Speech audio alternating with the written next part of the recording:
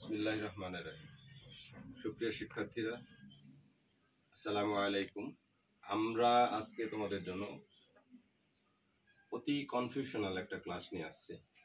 আমরা প্রায়শই যে সমস্যায় ভুগি সেটা হচ্ছে পার্টিসিপল এবং জিরান্ড দুটো দেখতে একই রকম, যার কারণে আমরা আসলে কোনটা পার্টিসিপল আর কোনটা জিরান্ড আমাদের কাছে খুব সমস্যা হয়, আমরা বুঝতে পারি না। অনেকেই তখন কি করে, মুখস্থ করার একটা চিন্তা করে। এইরকম করার দরকার নাই। আমরা খুব সুন্দরভাবে অল্প সময়ে যাতে পার্টিসিপল এবং জিরানটাকে আলাদা করতে পারি, যেখানে পাবো আমরা যাতে নিজেরা বুঝতে পারি। তো এই সমস্যার সমাধানের জন্য আজকের আমার এই আলোচনা। ঠিক আছে, আমরা এখন একটু দেখি পার্টিসিপল এবং জিরান। তোমরা দেখতে পাচ্ছ এখানে লিখে রেখেছি। পার্টিসিপলটা হবে রিয়াল ফ্যাক্ট, বাস্তব ঘটনার উপরে ভিত্তি করে, এটা হবে বাস্তব ধর্মী। আর জেরানটা হবে আনরিয়াল, অর্থাৎ অবাস্তব। তো আমরা এখানে দেখতে পাচ্ছি এই যে বার্কিং, ভার্বের সাথে ভার্বের প্রেজেন্ট ফর্মের সাথে আইএনজি যুক্ত হয়েছে।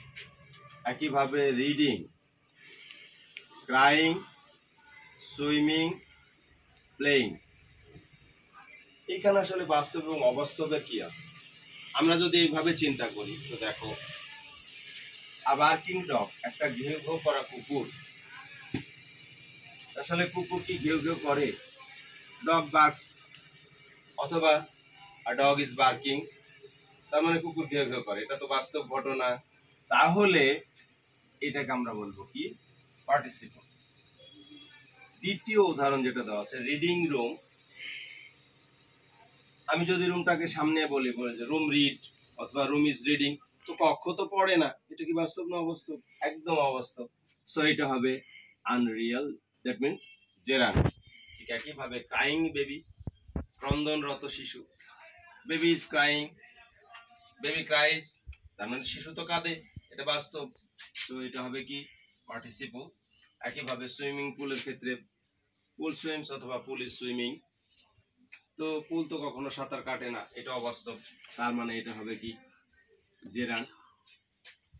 Playing boy, boy plays, the boy is playing, এটা বাস্তব, এটা হবে পার্টিসিপল। আমার মনে হয় তোমরা সুন্দরভাবে পার্টিসিপল এবং জেরানটা বুঝতে পেরেছো।